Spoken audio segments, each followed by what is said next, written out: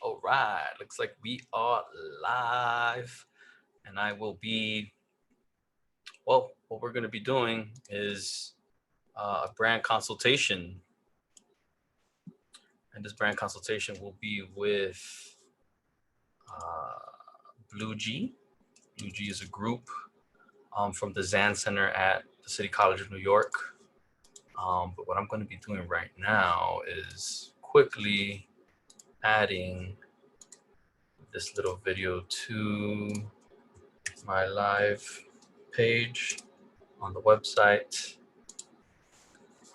and publish it so that other people can join, and we'll see what's up. So I believe it's done. Check steveless.com/live.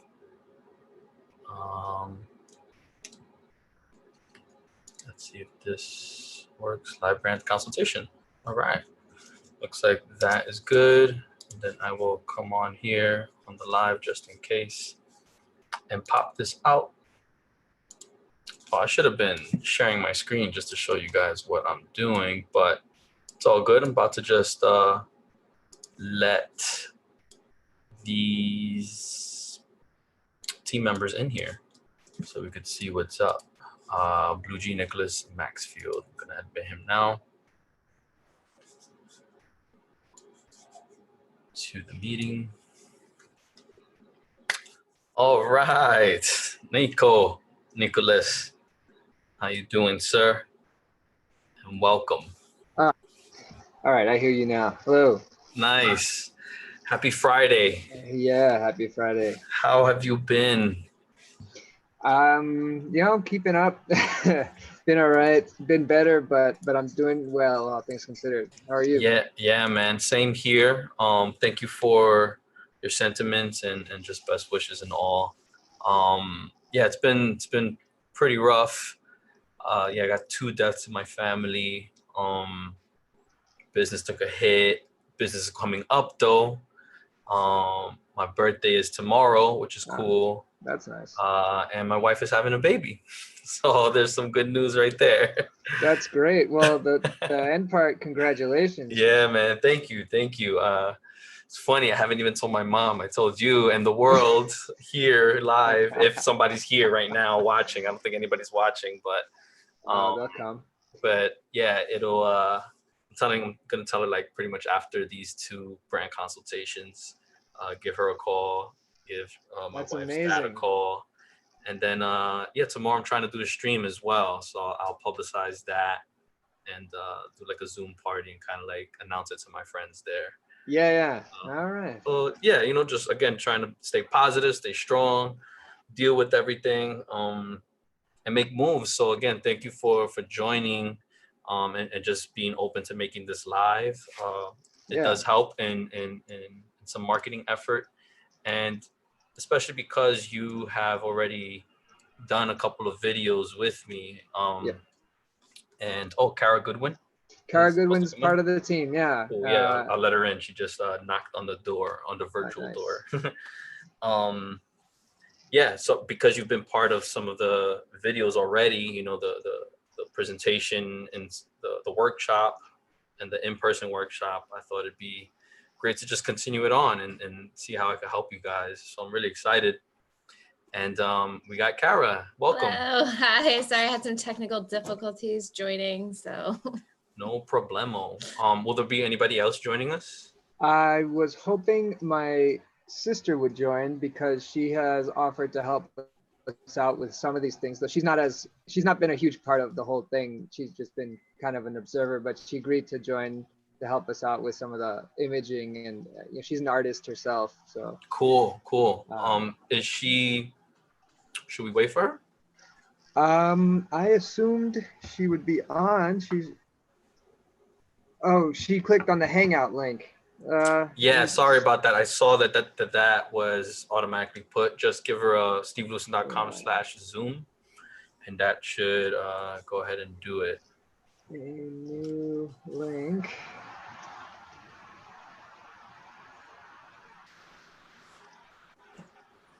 in the meantime, Kara, how about you tell me your, I guess, position on the team? I know I met Nico. Nico or Nicholas? What do you prefer? Nico is what Nico? usually people tell me. Cool. So I met Nico during the workshop. Oh, there goes Marcella.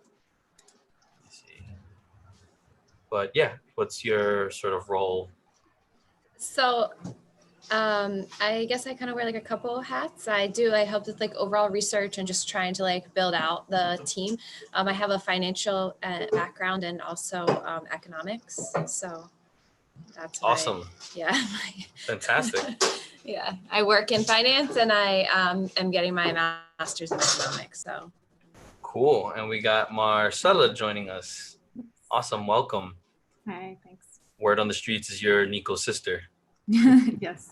and into artistry. How about you tell us a little bit about yourself? Yeah, I'm an editor at a publishing company in California, and I've also studied art in college. So I've been working with Nico and Claudia on coming up with a logo for the Blue G, and yeah. Nice. And then of course we finally got Nico. So Nico, are you the CEO, the founder? Actually, no. So I am basically managing most of the different types of projects that we're getting involved with from kind of a big high up. Claudia is the other person who was here or who was with us the first time. But she's also got COVID now, and has been hit pretty hard, and decided that, yeah, I mean, obviously, right, we all kind of hoping that she continues to recover, but she just has to take it easy all the time. She's also my wife. Interesting. Oh, I didn't know that. Oh yeah. Man, sorry to hear that.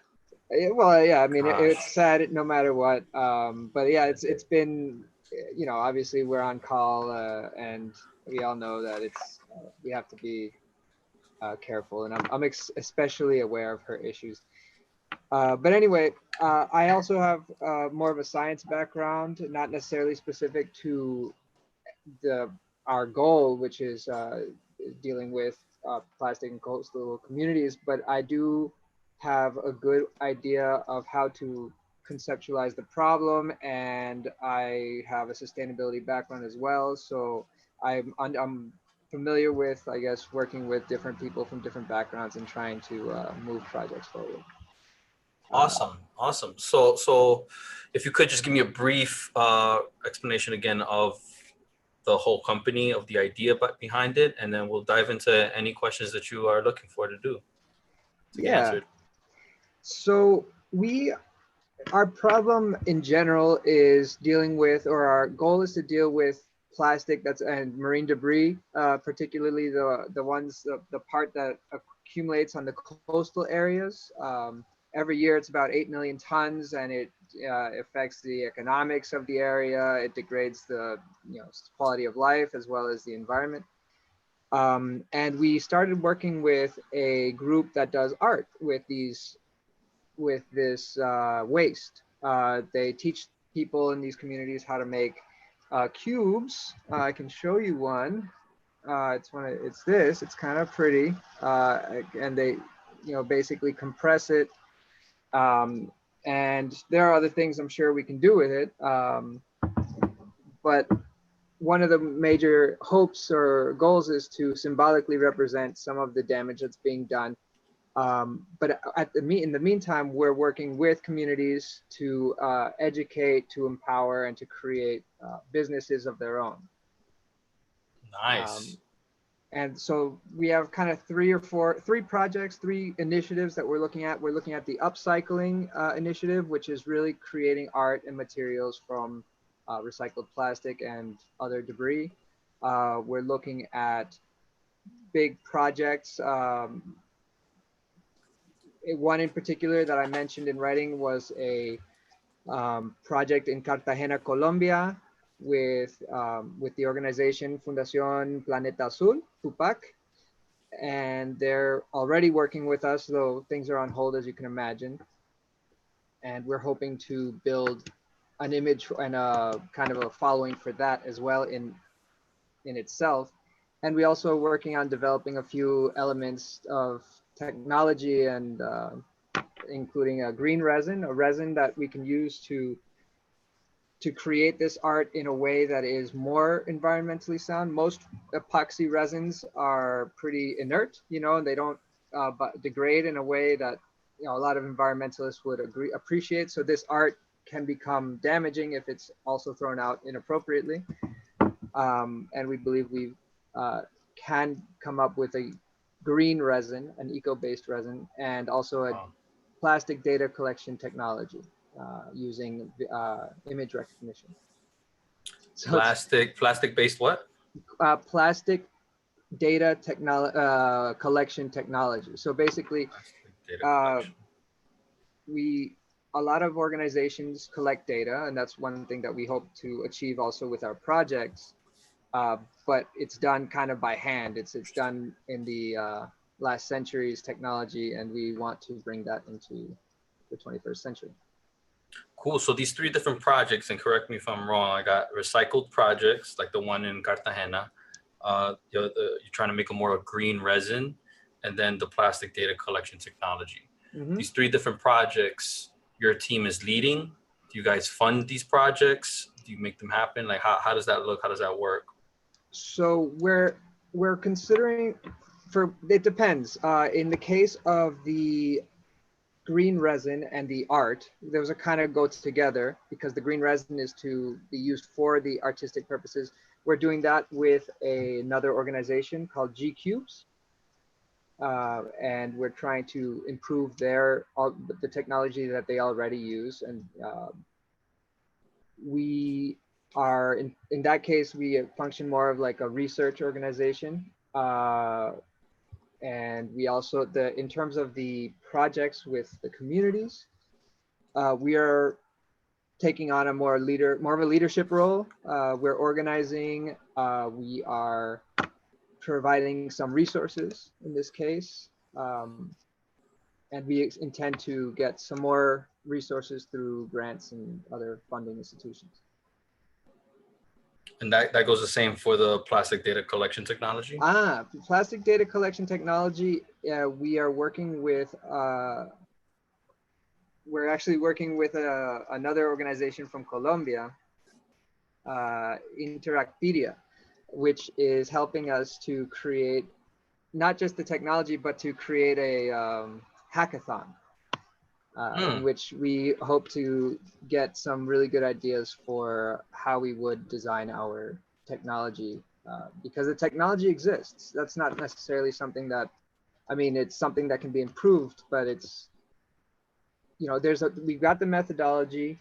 We've already designed the methodology. That's not so difficult. We want information, different levels of information, descriptive information about how the plastic looks, and also brand information so that we can kind of get some more value from the data collection. Interesting. Okay. So it sounds like you're in layman's terms, a help group. Like I guess that's you help these projects in whatever and however you can, whether it be through technology, the resources that you guys pull, or even leading the project. Yeah. Okay. Yeah. Cool. So how can I help you with, what is it that you're seeking right now? What are you trying to solve?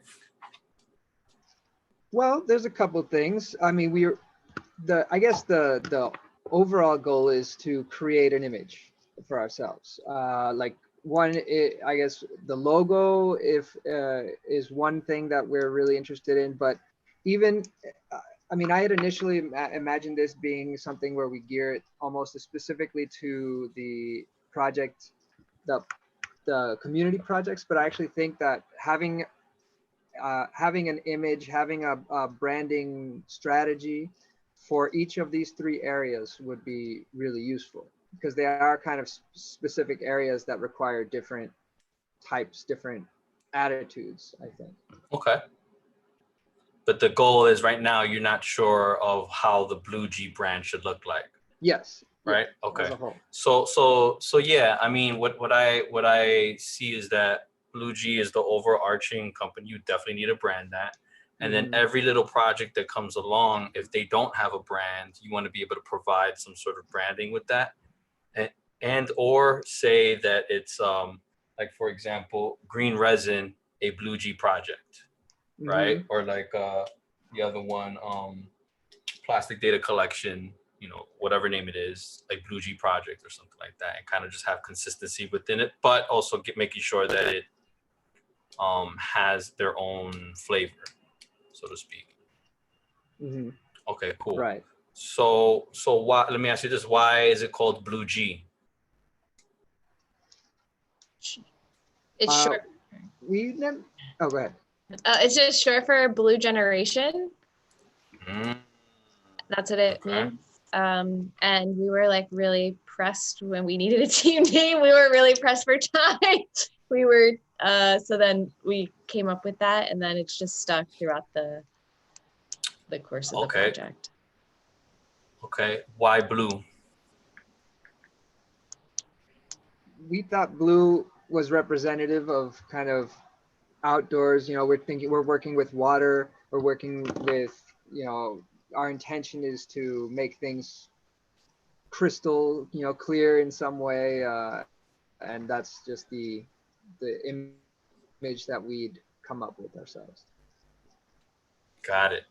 I do think, well, Blue G sounds like a good nickname, right? But Blue Generation, I felt like as soon as you told me that, I started to, okay, you guys sound more like a movement, or like a movement, right? And it's just, I think if you do spell it out, yes, it's long, right?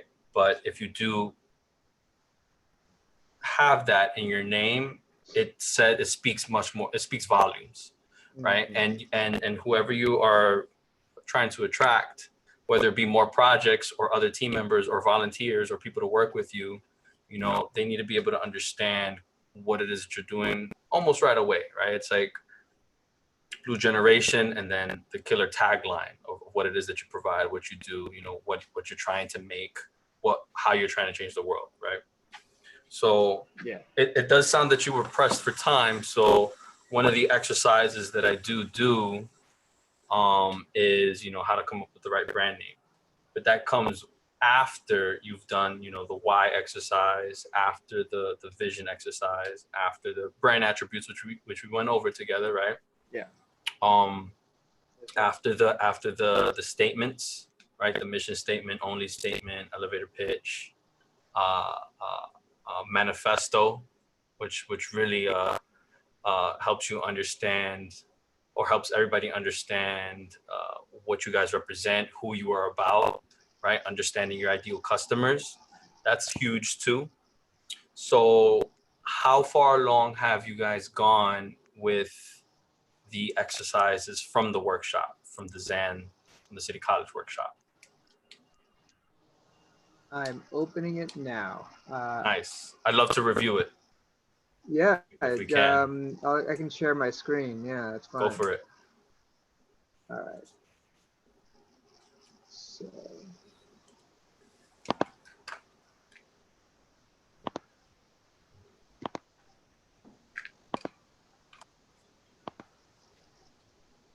All right. So here's what we went over during class, and it was the whys, and should we go slowly through it, or should I just go straight down? I was gonna say speed through it because I need a refresher as well. Yeah, okay. Speed, but going through each part. Yeah, you could just read it fast, or if you want, I could read it fast. Either way. Whichever way. You do it. All right. So part one, why, why are you doing this business? We're frustrated about the current state, progress made to improve conservation efforts. And why is this important to you? We believe that the scale of the problem is a big deal, and that it can lead to apathy, can lead to like frustration, and we're trying to kind of reduce the scale a little bit, make it something that people can understand and really like relate to. And why does that matter? As I kind of said at the beginning, marine debris affects not just the ocean. It's not just something that makes things look bad. It also is something that has an impact on trade. It has an impact on people's lives. You know, people who subsist on the ocean. It has impact on the environment, and it actually reduces the environment's ability to protect us. Our vision, we envision, you know, a network of communities, productive development. We're talking about like productive units. We don't really just think about these people that we work with as volunteers. This is envisioned as a long-term thing that we're hoping that they actually make, they can make this into a business on their own.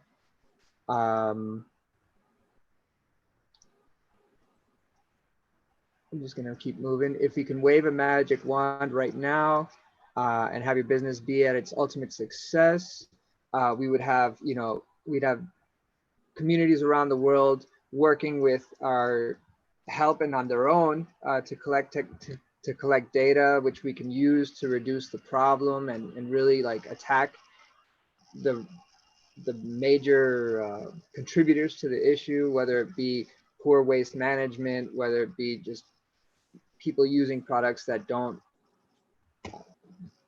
biodegrade or that are just floating in the water for centuries. Very nice.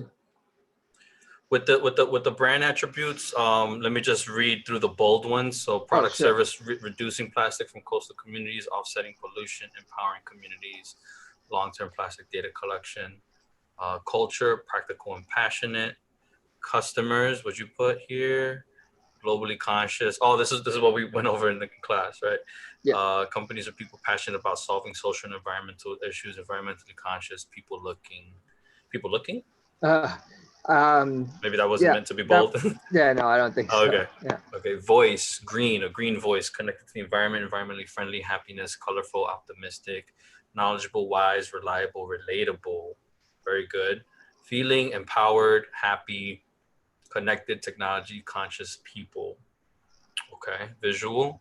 This is the important part, right? In order to try and figure out how to come up with the brand. So you guys said a committed teamwork, unity, holding hands, happy, optimistic, blue sky, clean communities. Okay. Yeah, let's keep going real quick. Let's put a pin on that. We're probably going to come back to that. But impact, opportunities to improve quality of life. Oh, optimism. So very, very positive attitude in the logo. It sounds like we need to be able to portray that. X factor, community development through sustainability, and community comes in a lot. I'm hearing and seeing, right? So the idea of multiple, whether it be shapes or people, coming together, you know, showing one unit made up of many pieces. I think that could come along. Values. Okay, yeah, cool. I was gonna mute you.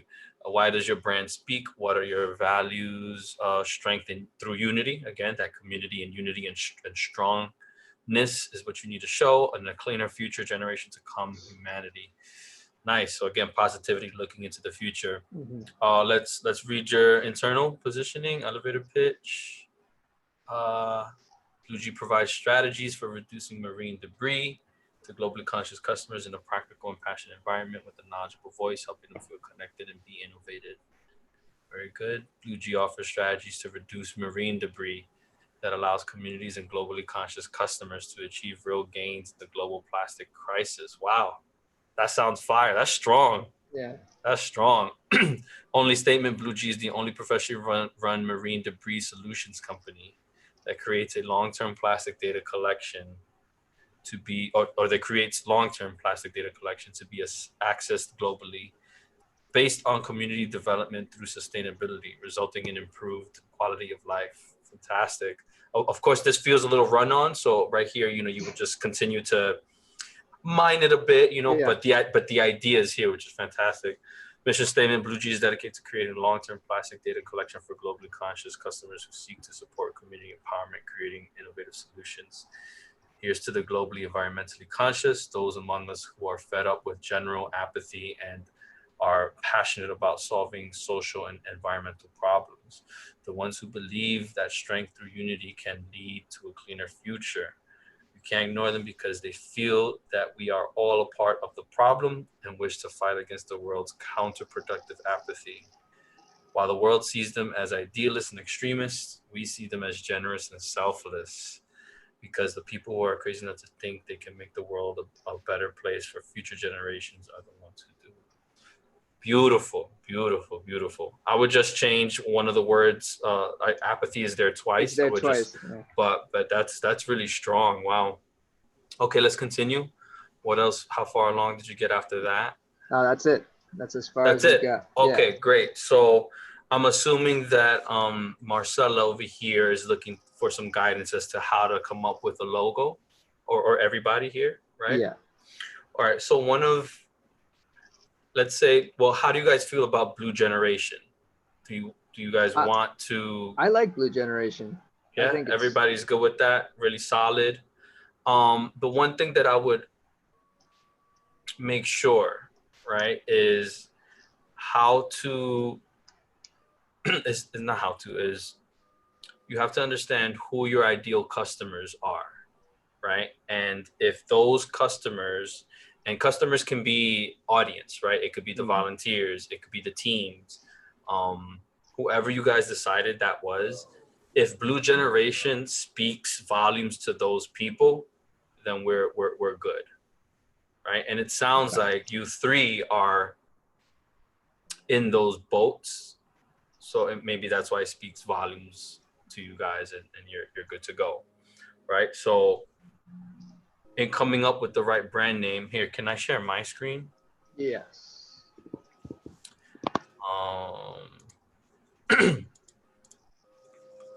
And again, I'm just using this as a reference for you guys. You don't have to do it, because again, it sounds like you want to move forward. But if you had some sort of little doubt, I believe I have that exercise here. Yes, how to define your ideal customer personas. I believe you guys did that already. Yeah, we have some ideas. Okay.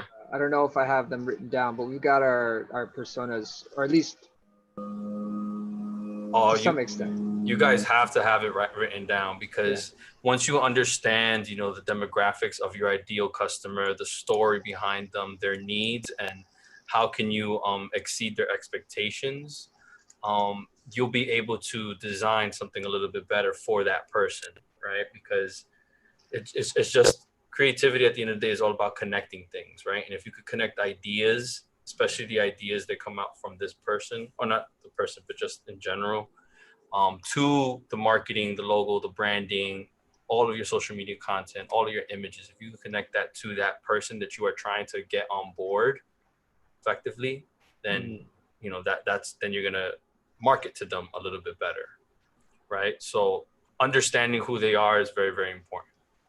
I'm gonna assume that you already have that, right? And you said you have an idea, but I would hone in on it a little bit more, and you could go through this exercise right here. And then the right brand name, I know I have that here somewhere as well. And if I don't, I can send that to you.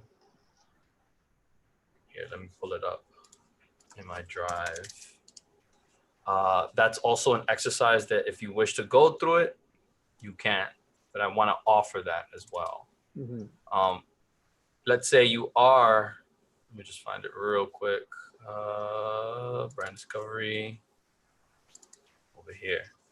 So this is the full in-depth. Oh, I can't preview. All right, I'll download it. It's probably loading. So this is what I offer typically to clients who want me to do everything, right? So we would do the whole ideal customer personas, and then the right brand name, right? So right here, it's another brainstorming exercise, but the idea is once you understand who your ideal customer is, you're creating a name for that person, right? So, and there's different ways to come up with a name. So there's the founder, the descriptive name, the founder like Warby Parker, a descriptive like General Motors, the fabricator like Kodak, the metaphor like Nike, the acronym like DKNY, and the portmanteau, which is like Facebook, combining two words. I mean, again, if you guys are good with that, I mean, I would still ask you to review this just to double check. And then the next thing is to design, right? That's where you guys are at, correct? Mm-hmm. Okay. Any questions so far, just from whatever I've said? Not for me. Okay. So the way I typically go about it, I do a Pinterest board, right? And I'm thinking about those ideal customers, right? And I'm thinking about actually, not Blue G, Nico, can you share your screen again? Yep. And go back to visual. Remember I said to put a pin on that? Yeah. I mean, that's like a figure of speech. It's okay. So what helps tremendously, at least in my design process, and everybody designs differently, but this is what I've been doing many times, and it does help. It's like put a collection. Yeah, I see here optimistic blue sky, right? So I would search the web for optimistic. No, not even. I would search for blue sky logos, right? Put those all in a Pinterest board. Then I would look for community logos, put that in the same Pinterest board. Then put, I see here Unity holding hands. So find other logos of Unity hands. And again, it doesn't have to be, it doesn't have to be, how do I say, green related, right? You're just looking for anything that's out there to kind of get your idea, your creativity juices going. Scroll up a little bit more. I see here happy, empowered, right? So look up empowerment logo, happy logo, wise logo, right? Optimistic. Mm-hmm. I put this whole Pinterest board together, and typically I would present it to my client. In this case, if Marcella is putting together this board, Marcella will present it to the team, and then we would kind of see like what we gravitate to most out of the board, right? I always instruct my clients to pick 3 or 5 each person and tell me why. Why is it that you're gravitated towards these logos? Once you get 3 from Nico, 3 from Kara, maybe Marcella has her top 3. Then Marcella could go in and try and combine ideas, right? That's where the real creativity happens, and if you're trying to come up with a logo, you kind of got to see like, why is it that some logos are also more effective than others. Now, Marcella, let me ask you this. Do you have any design training in terms of like fundamentals of design, like typography and color theory? No, I don't hear you, but I saw you shaking your head. Sorry, I muted myself. Oh. I don't have any formal training now. Got it. Okay. So let me see. What can I say? I feel like if you want to give it a shot, I definitely would encourage you to figure that out. At the very least, the Pinterest board, mm-hmm. and narrow it down to like the top 5 images that you want to combine. And if you want to be able to try and combine it, awesome. If you feel that it still is not right, you can pass that Pinterest board along with all of these words in bold to a designer, right? And kind of just pitch them the idea. Is like, this is what we're about. We're Blue Generation. We're all about happy, optimistic, uniting. We're trying to make the world a better place, especially in the marine debris area. These are like the 5 logos that we liked. We searched through the internet and we loved. This is my version of it. It needs blank, You know, how can you make it like an official logo? Because when coming up with a logo, there is a lot of design fundamentals that need to be in place, including typography, which is how the words look, the hierarchy of the words, you know, the relationships of different fonts together. There is here, I'm just gonna actually just stop sharing the screen. There is the color theory, right? What do each colors mean in your logo? And colors in general tend to mean things. So even if you Googled color theory or color meaning, you'll see that blues mean something. Dark blues mean something. Light blues mean something. You know, reds mean angry. You know, orange can stir hunger. You know, like yellow as well. Yellow is optimistic at times. You know, the combination of colors give you a different feeling, right? So then you would refer back to the feelings list that you guys made and see if those color combinations match with those feelings, right? So that goes with the same with the typography. Does this certain type of typography that you're putting in place, does it match those feelings that you're trying to get from your ideal customers, right? Typography, color theory, overall shape of the logo, right? Like a triangle logo is very like strong. A circle logo tends to be a little bit more soft or make you feel more soft. It makes you feel like happy potentially, right? Even lines, straight lines can do different things to your logo. And it's all, again, a designer understands that a little bit more. So that's why doing the research, narrowing down the research, presenting that research with these words and where you're trying to get at will help Marcella, but also another designer to try and help you like really hone in on it. Does that make sense? I know that was a lot. I have a question. So we're talking about, you know, Blue Generation as the name that we work with. Does the logo reflect that full name, or I mean, does it vary, or can it be like, I mean, some of the ideas we had been talking about were using just B and G, but I don't. I okay. just wonder, what so again, just from my gut feeling, when you guys said Blue Generation, I lit up. I was like, oh, you guys are a movement. You know, you're and it means something, right? I still had to ask you why blue, right? But you know, after like going through all this and there's a little understanding of it, awesome, right? So even again, putting Blue Generation and maybe something from your elevator pitch, like, you know, changing marine debris, or, you know, world a better, I don't want to say making the world a better place, because that, I think many companies are trying to do that in general, but something along the lines of, you know, water, green, all of that, something needs to be there. Now, in terms of answering your question, you can have variable logos, right? You can have the whole word Blue Generation, which I would recommend, because that should probably be your main one.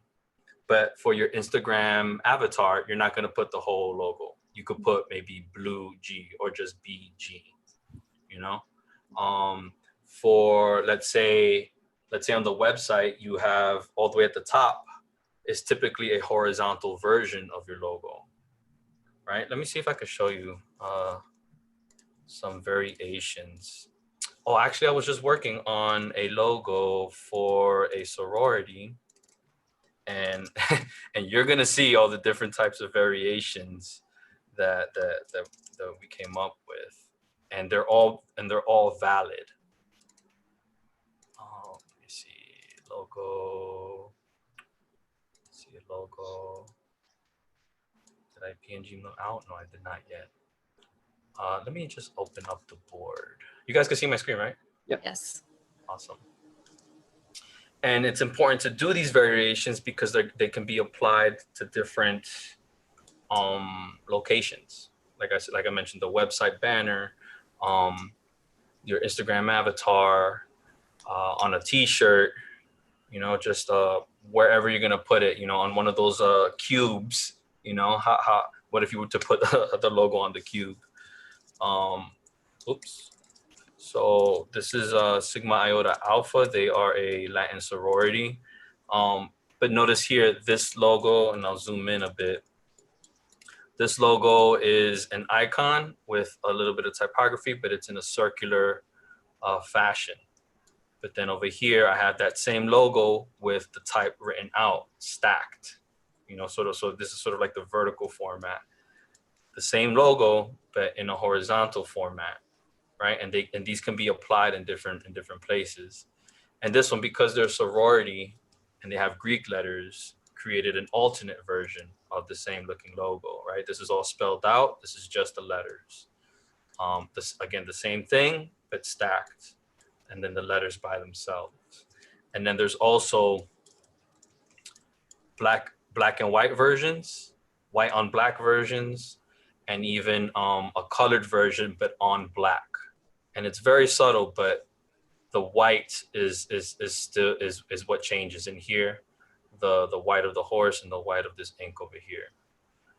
And the reason why you do that is because your logo needs to look good in all sorts of applications, whether it be a very light background or a dark background. So you have to keep that all in mind. And that's why we always design in black and white first. If your logo looks good in black and white first, then you can add the colors. And if you want, you can add texture and effects to it. But if it looks good in black and white first, then you're guaranteed you're able to apply it anywhere. Because you can also think about t-shirt designs, for example. T-shirts, if you get something screen printed, I don't think this is screen printed, but if you get something screen printed, you're usually paying more for each color, right? And then that's also something that you have to keep in mind for business. Like if there's multiple colors, it's going to be more expensive. And if you're doing a big run of t-shirts, it's just going to cost more. So that's why it's always good to have a one color version and then the full color version, and make sure that it looks good on black too. I'll pause there. Questions, comments, concerns. That's really good. And then to show you, like, I guess how it can be applied. Let me see if there's a PDF. I think this one.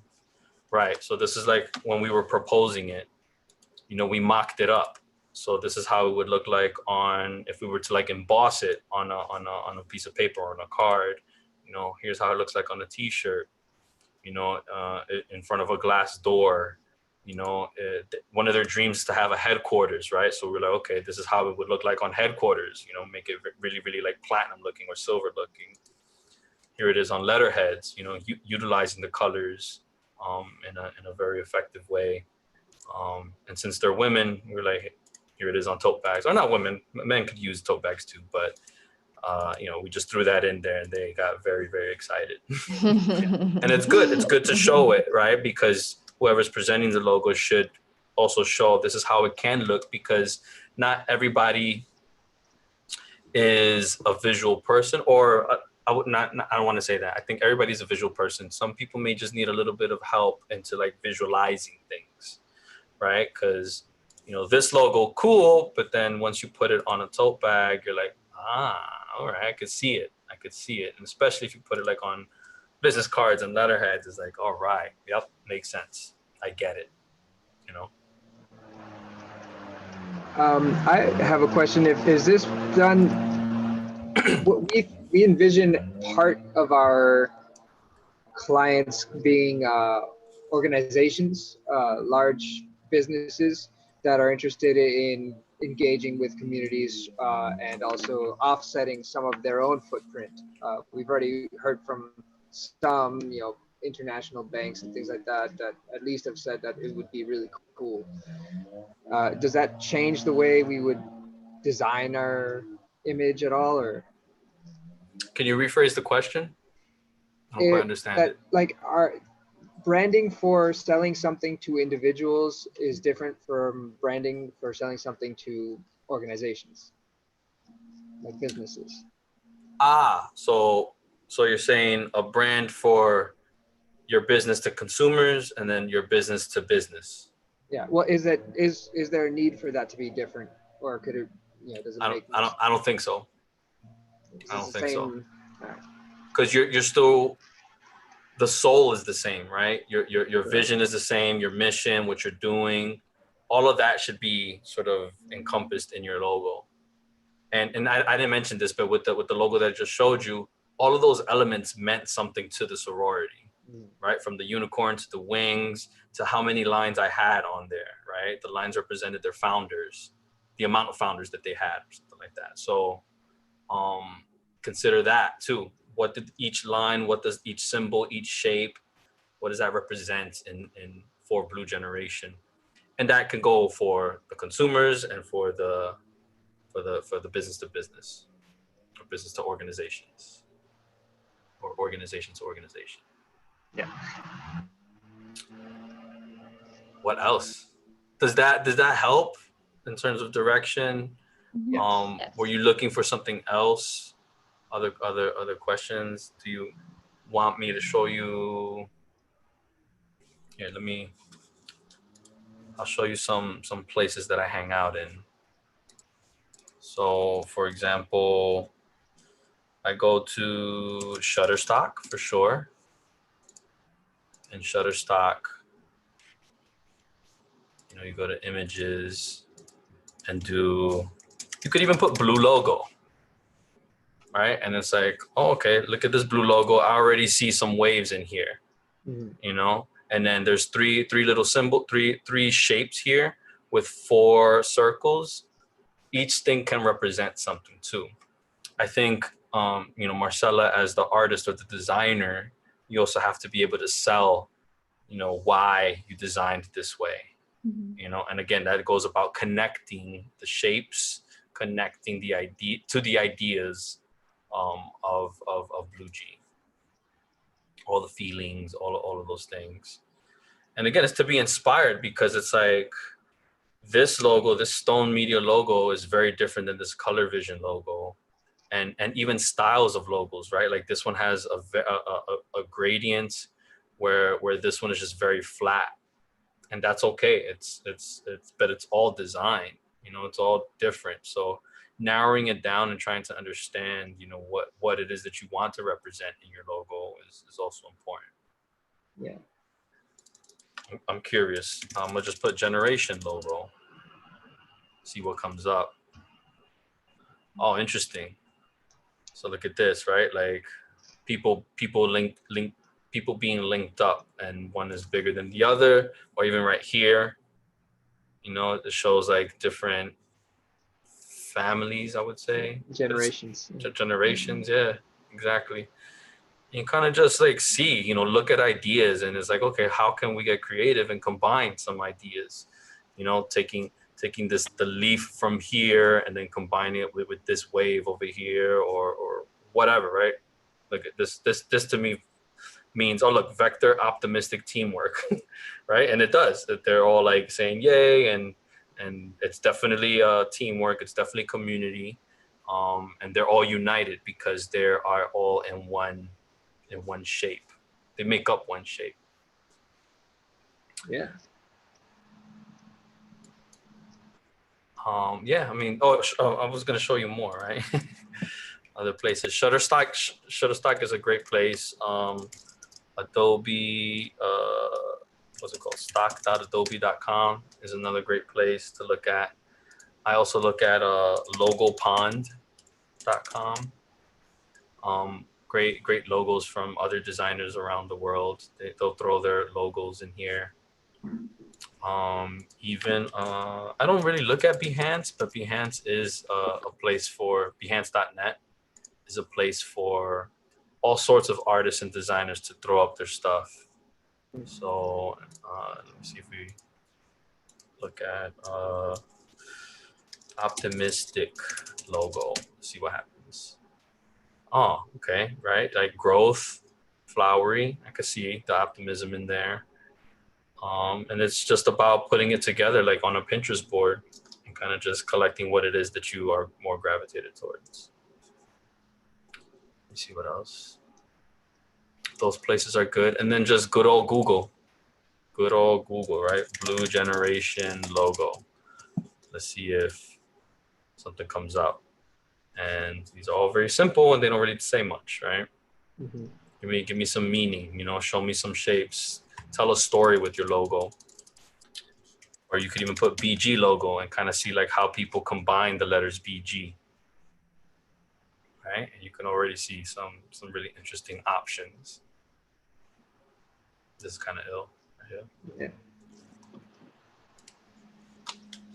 Cool. Very cool.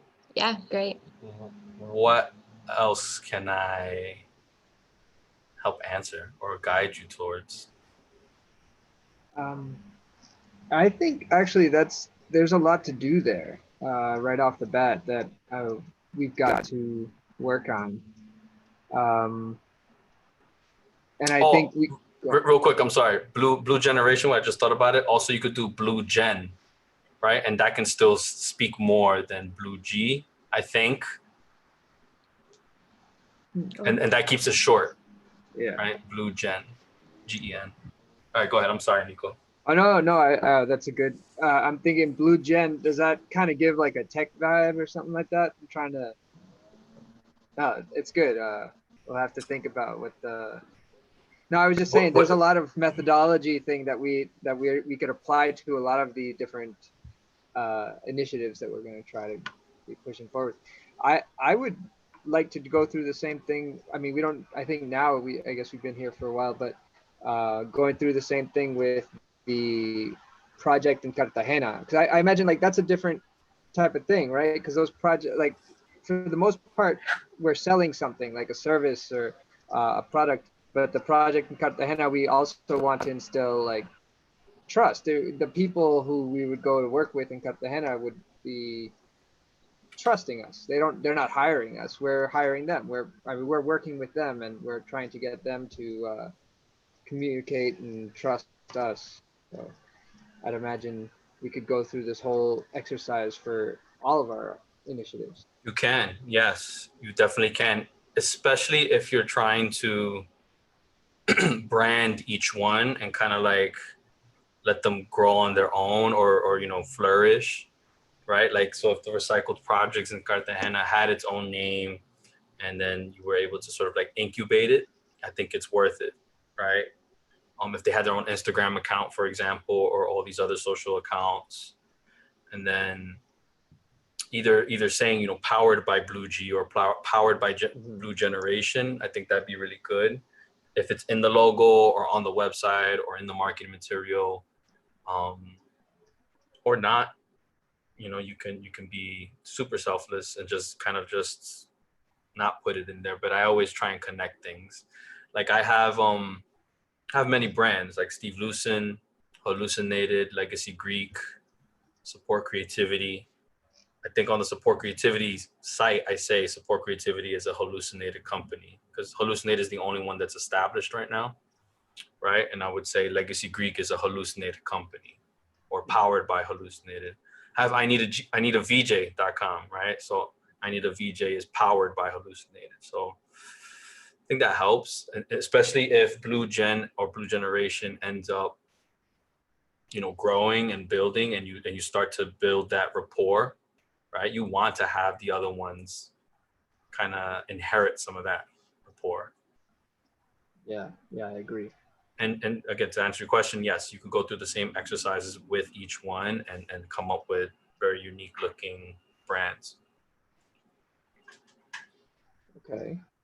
And if we were to get through some of these exercises with Marcella and the rest of the team, would we be able to work with you on some of those, like as a designer or somebody with some more of a design background, to see if you like what would that take and what would that imply for us? Yeah, I mean, I would say do as much as you can, see where you come up with, and then from there I can either guide you or take it and I mean, maybe I'm like, yo, this needs a lot of work. let me take it and then I'll design. But then that's definitely a paid engagement. Of course. So we could see where we're at, you know, if it needs a little bit of work or a whole rebrand. But because you've done a lot of the legwork, the strategy work. Mhm. You know, I can't imagine it being, well, connecting the strategy to design, right? That's also a skill. But because you've done the strategy work, that's going to help out so much, whoever takes it on. All right. That was great. I really appreciate all the help. Yes, thank you. It was a lot of really great information. Thank you. Awesome. I'm here for it. Definitely keep me posted. I'd love to have another chat soon. One final question, and it's super random. Are you Colombian? The Is your founder family? is Founder is Marcella and Yeah. I are Cuban. Cuban. Okay. Cool. But I've spent about 6 years of my life living in Bogota, Colombia. Oh, dope. Yeah. So a lot of my team are in Medellin, but That's where Claudia's from. nice. And I'm Ecuadorian myself, but born and raised here in New York. Yeah. New York City. Well, Cool. if you ever get a chance to get to Medellin, take advantage. Do it. Yeah, no, for sure. I've been there. I've been there a few times already. It's just that now with this whole COVID situation, it's been crazy. So, any other questions, comments, concerns before I let you guys go? Not here. Thank you so much for your time. Absolutely. Thank you. It's been a pleasure. I hope you guys stay safe, healthy, wash your hands. And I hope your wife gets a speedy recovery. Thank you. Yeah, I hope so too. And I also send lots of solidarity and strength for your family. You know, I know. Hope they get through this. Thank you. Appreciate it. All right, guys. You know where to find me.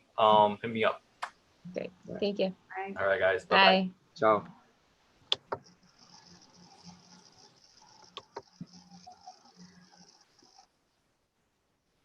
Awesome. So that was a great little brand consultation with everybody. Looks like they got a lot of value out of it, and that is what I'm always hoping to do, is just to give some value to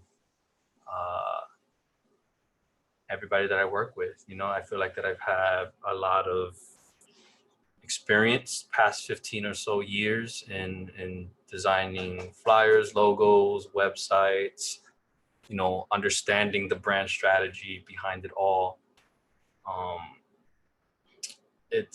I've learned a lot. So whatever little tidbit that I can give out, I'm always for. And I'm excited for this next one. This next one will be in 5 minutes. So I do see that we have 2 people watching. If you could, I think one of them is me, but if whoever's watching can just put a little comment in the chat, that'd be fantastic. You can get on the chat by clicking on the YouTube logo in the video, and it'll take you to the YouTube page. And on the right side, there is a little chat feature. And I'm here.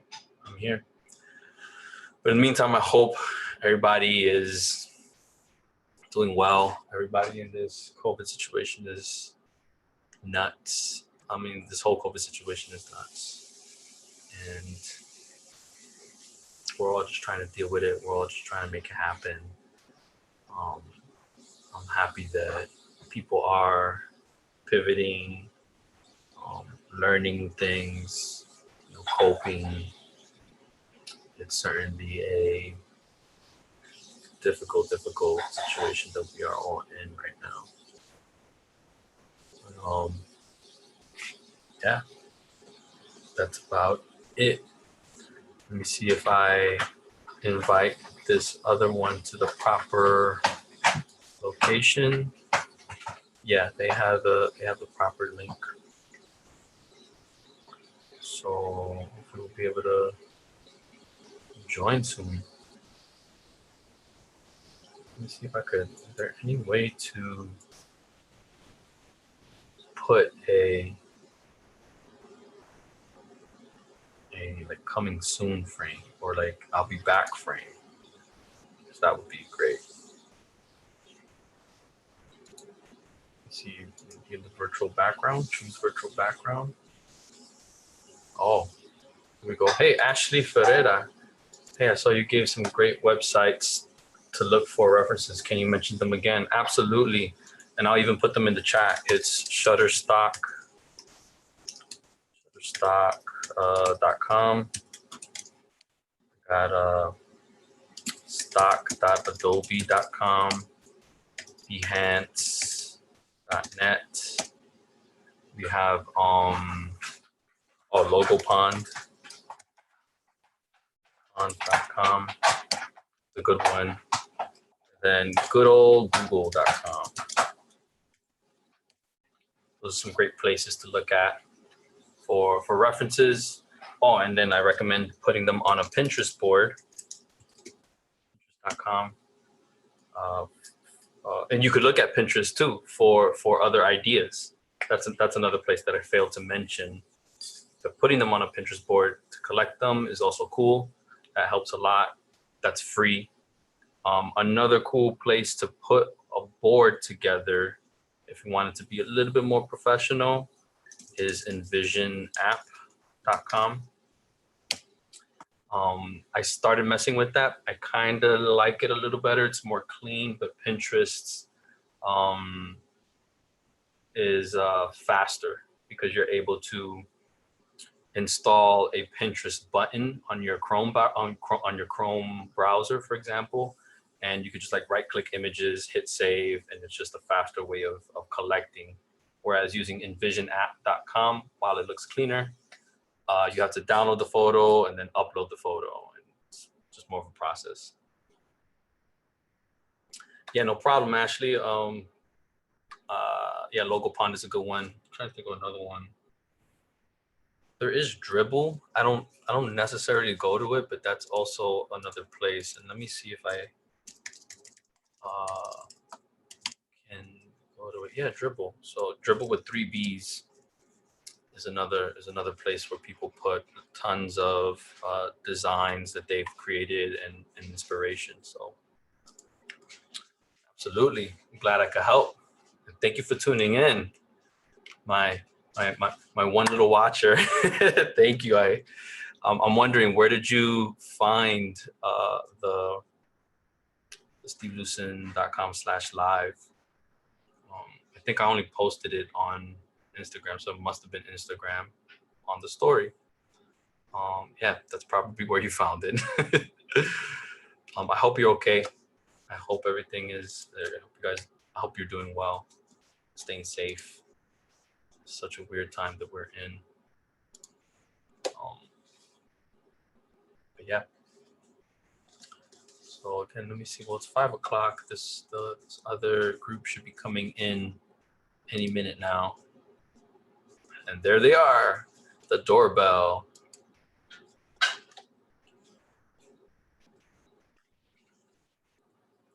All right, Monsieur Gregarious. Hello. How you doing? Welcome. I'm good. I'm good. Just got a couple little doorbells coming in. People coming in. Love your glasses, by the way. Thank you. And your nose rings. Those are fire. They're really cool. Really cool. Sierra, welcome. Hi. How you doing? I'm good. How are you? Good to meet you. You too. Just letting some of these people in. Let's see, somebody should be joining soon. Yep. And we got Leia. Awesome. Is there anybody else that we are waiting for? There's going to be one more person, but she had a back-to-back meeting, so she's going to join when she gets out of the other one. No problem. So shall we move forward? Yeah, absolutely. Awesome. So thank you so much for joining me on this live YouTube session and being open for making it live too. As I mentioned, having sort of like these brand consultations or just trying to give some feedback. In this COVID situation has been pretty tough. My business did take a hit. My team kind of like shrunk down to just me, an intern, and one sales guy. So it's been a little challenging. So if I could just do 2 things at the same time, I think I'm all for that. Right. So again, thank you for doing this. Thank you for Um, doing it with us too. Yeah, absolutely. I'm excited. So please let me know what Bella Zoia is. Forgive me if I'm pronouncing it wrong. I'd love to learn a little bit more about it and understand how I can help you guys. All right. So, I mean, you pronounce it with a thick, like, juicy accent, but you didn't say it wrong. It's the Bella Zoia Project. It means the Beautiful Life Project in translation. Life. Okay, nice. So it started off as an idea. We all were very heavily involved with volunteerism at a young age, and we just saw how impactful that could be very quickly, and we fell in love with it, and it changed our lives. And as we were all growing up and getting into our professional careers, we were trying to figure out how we can make helping people a permanent situation.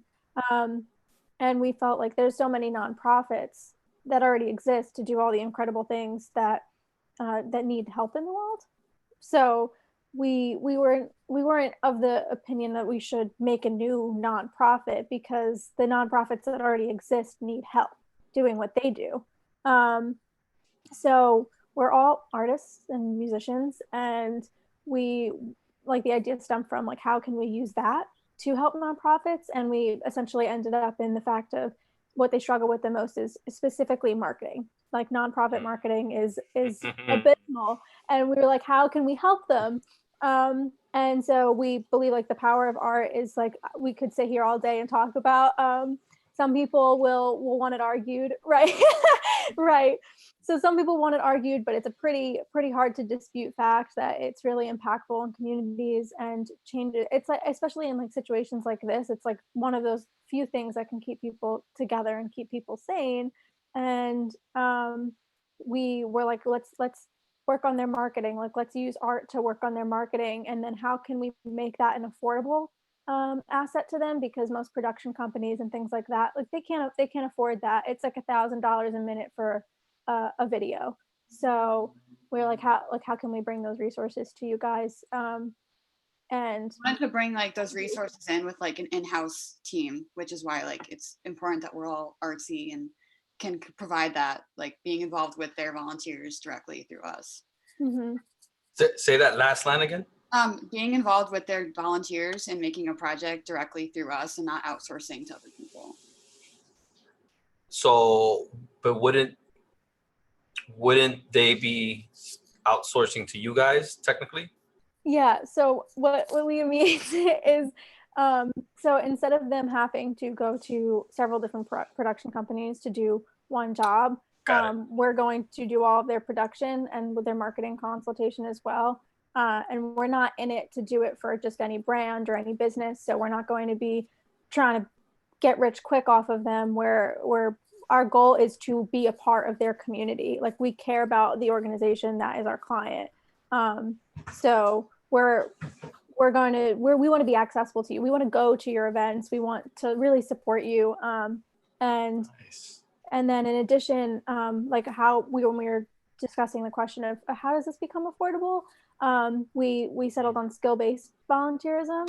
Essentially, is a really big deal right now, because a lot of companies are trying to make sure that they have a social gut, because that's what their consumers want. They're not going to just buy from your brand because you have the best product anymore. You have to show some kind of commitment to the community. So we were going to partner with artists and schools, organizations that are, or big companies that are looking to have that image, or smaller organizations that are already doing this. They have artistic volunteer programs in order to make those campaigns for nonprofits. So a school that normally does volunteer work and their arts, Tri-M never has anything to do with high schools.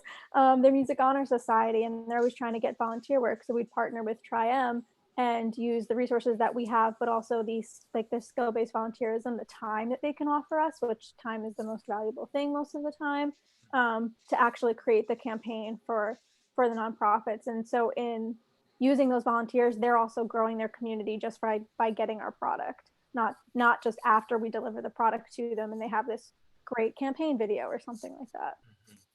Awesome. Sounds great.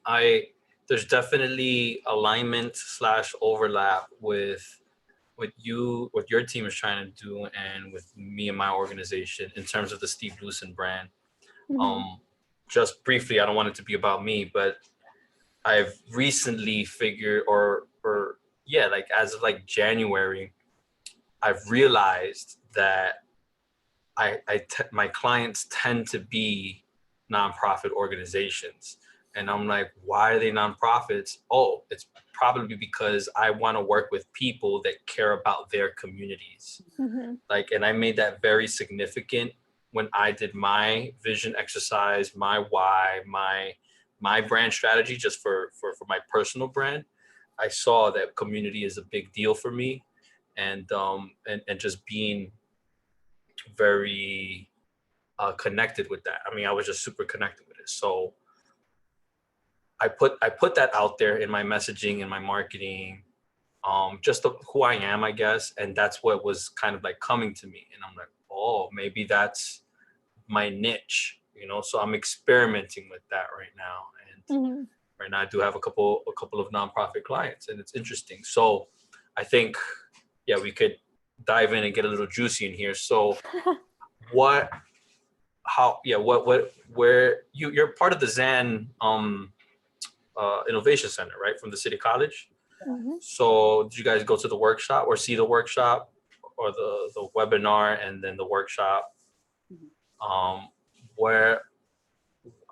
What parts did you get done in terms of the brand strategy? Where are you at, and what do you need help with?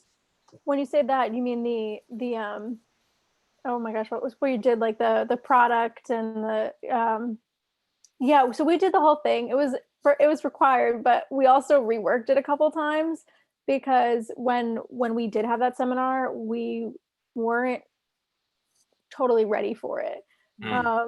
So like specifically about like kind of the only statement that you discussed, we were still trying to figure that part out, and specific phrasing. So we reworked it, which is when we got recommended to reach out to you personally. Okay. And so to actually like do it. Yeah. Awesome. So let's dive in. Do you have what you have in front of you? Can you share your screen? Absolutely. Would you also, just go ahead and share your screen. All right. Neat. So this is how we did it. Awesome. Can you just zoom in a little bit in terms of? Great. Is that okay? Yeah. Even before this, can you briefly? Well, you guys kind of already did it. The why, or can you tell me what the why is, and the vision for the company? Those are the steps prior to this. As in like why we want to do this? Yeah. Essentially, it's just that we want to see nonprofits be able to make the impact that they desire to make. Awesome. That's it. And then the vision for this company? Ultimately, I mean, ultimately. Like if we're going big picture vision. Big picture, huge. 30 years from now, you wave a wand and it's at its ultimate success. I feel like I'm gonna let Leah say that one if she's up for it, because I talk a lot.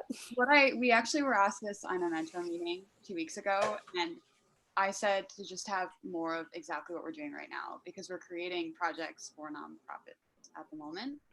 We're a nonprofit, and I just want to do more of that, to give nonprofits projects that they need to make sustainable volunteer connections.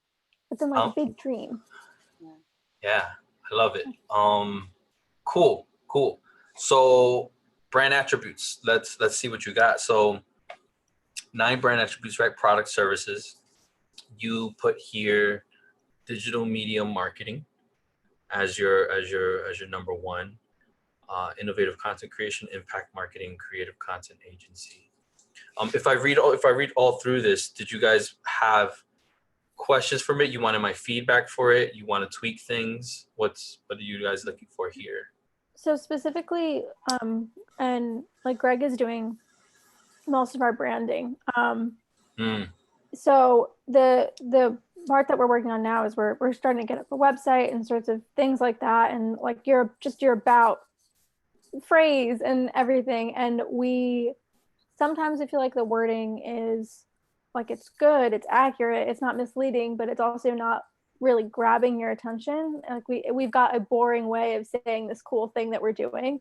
Or maybe it's too long-winded. I'm not as direct as I could be. So in these different categories, what I was really looking for from you is like how we can best phrase what we're doing as straightforward, that's interesting. Yeah. Very good. Thank you. So yeah, let's see what you got, and then let's make that happen.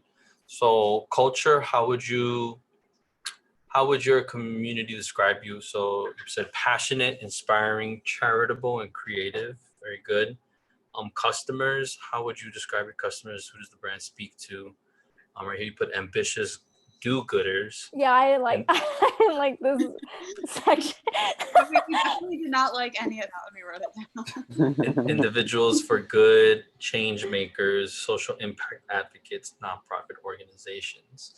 So that's ambitious do-gooders. It sounds good.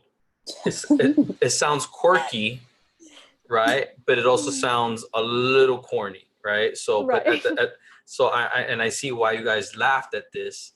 But if you are able to understand what your voice is, then you can see that maybe it is a good way of describing your customer, right? Mm-hmm. So let's look at the voice, right? You said empowering voice, inspiring voice, a passionate voice, a determined voice, and a trustworthy voice. Which is the top one here, would you say? Oh, is it D and E, the bolded ones? No, I think that was an accident. Okay. Somehow that happened. I don't know. Do you guys have an opinion on that? What would be the biggest one? I mean, like, we're very passionate as it is. And Yeah. I feel like we bring a lot of our personality to the business, so I think I generally agree with that. I feel like empowering too is like really like, I mean, it has power in it, so like I feel like that should be the main thing in our end, because we have to make it seem like we're very like putting ourselves out there kind of. that goes back into like our whole colors, how we wanted them passionate and creative, but we also True. wanted them empowering. So like you didn't want them to be too dull. So I think those two words are pretty I important. think can you pick one? We pick three. I mean, it sounds like empowering and passionate. I would go with empowering. Mm-hmm. Just because I see passionate up there in culture. Okay. True. Right? That's what I was. So yeah, bold that one. Let's go. Let's go back up. What did we? Let's go back to culture. Mm-hmm. Is passionate the number one there? I feel Inspiring, charitable, creative. Yeah, that sounds and genuine and authentic are kind of close. So it's like, which one is more? Yeah, exactly. They're just different words for the same thing. Okay. Mm-hmm. Okay, and then customers. Let's put a pin on customers. Let's come back to it. Let me just see what else you said. Okay. Go down. Yeah. Feeling.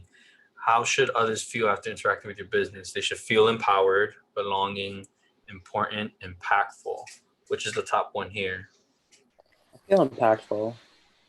I would tend to agree. Like people are supposed to feel like they can make a difference, and whether that's the client or the user, so like a volunteer who sees our clients, the product we've made for our client, like you should want to get involved.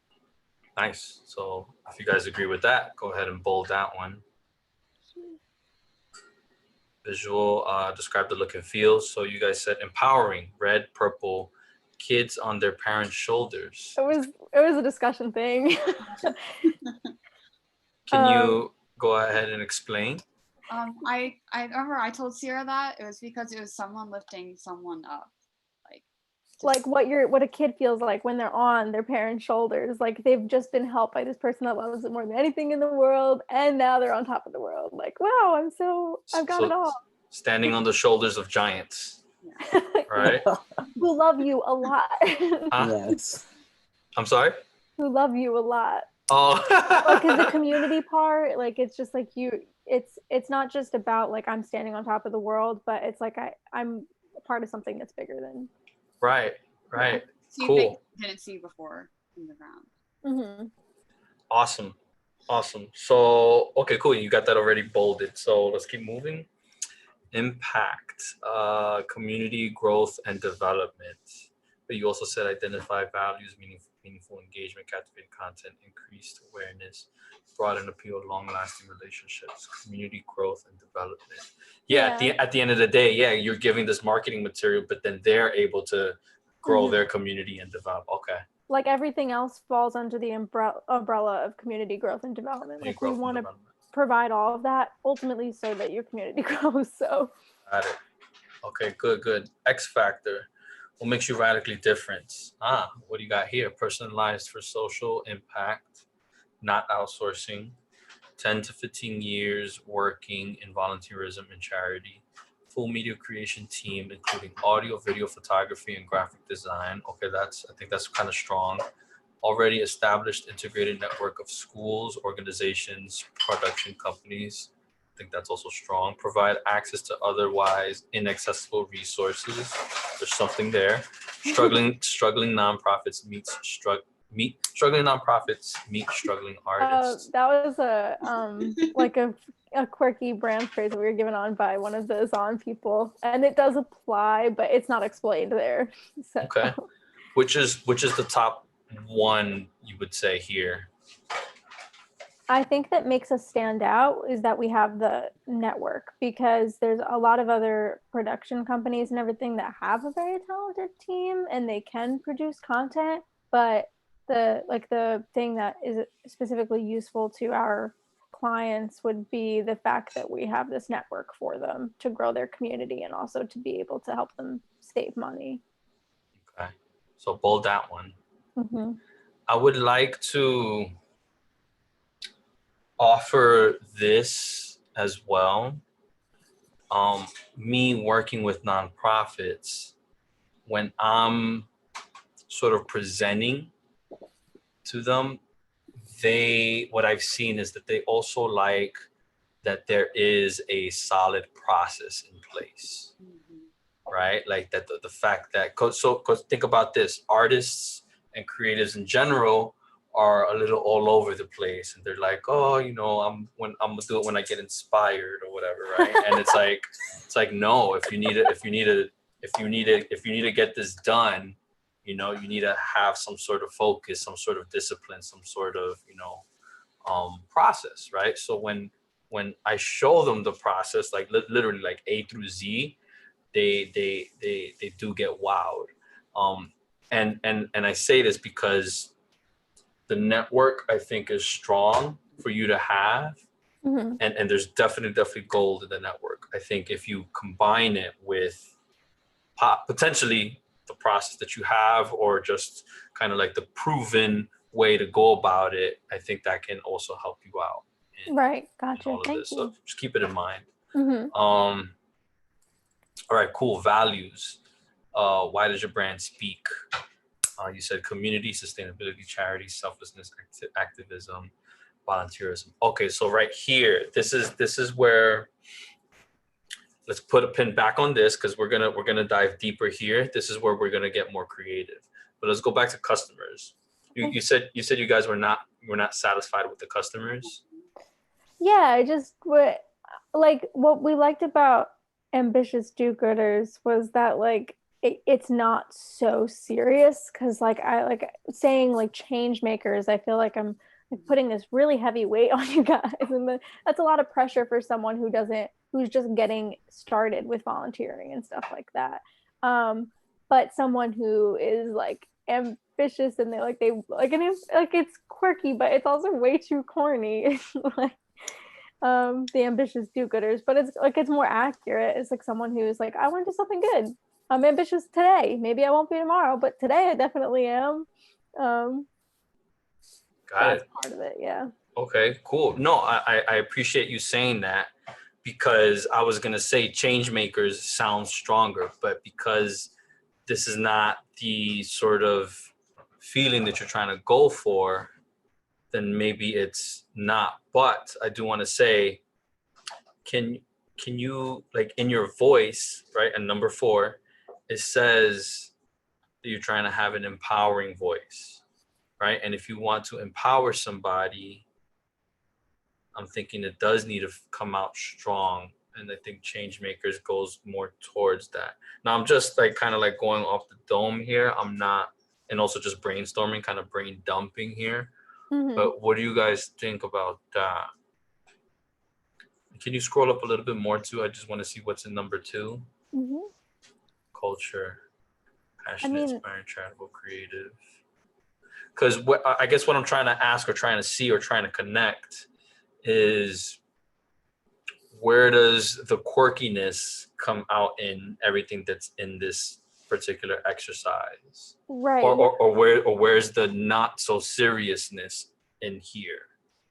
Yeah, that's a good point. So I do like agree that it's hard because like when we want to be empowering, and like we are definitely like, that would be the emphasis, is that we're trying to target like a specific kind of people that really are motivated to do something good for someone else, and make them feel like that they are able to do that, and that they're not just like another fish in the sea that can't make a change. So in that case, like Change Makers, yeah, it is closer.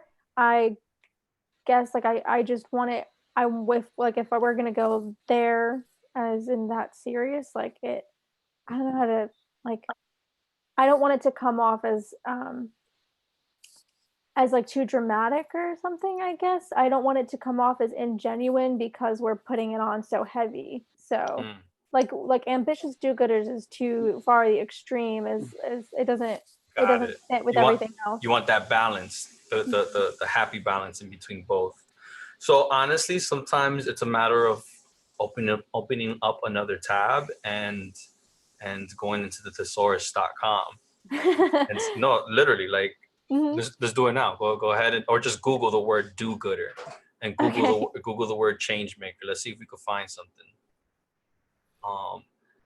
And this is like kind of like the brainstorming of it all, right? And kind of, I mean, I don't consider myself too great with English or grammar, right? I'm more design, but this is creative, right? And trying to find some words and trying to wordsmith them together and how you feel and react to them, right? So right here, another word for change maker. Cool. Change machine, change agent, reformer, coin changer, what? Inventor, mover and shaker. I've heard that. Earth shaker. Interesting. Innovator, game changer, creator, forerunner, discoverer. Oh, do another one. Just put do-gooders, another word for do-gooders. Or Quora seems to be the search engine of choice for today. Quora, yeah. I don't tend to search Quora. That didn't work anyway. That's interesting. Oh, okay. No, yeah, it was just because that's where it took us. Oh, look, 97 change maker synonyms. But click this one. What? I just saw one of the articles, but click it wherever. Oh, okay. I can go back. We go back, yeah. What? Very seriously. Altruistic, humanitarian, philanthropist. Ambitious humanitarians, that could be nice. I would still throw these words down there and let some, just brainstorm on them, Okay. Yeah. Including the other one that what was it? Earthshaker, if that was one. Where is this? Customers, yeah.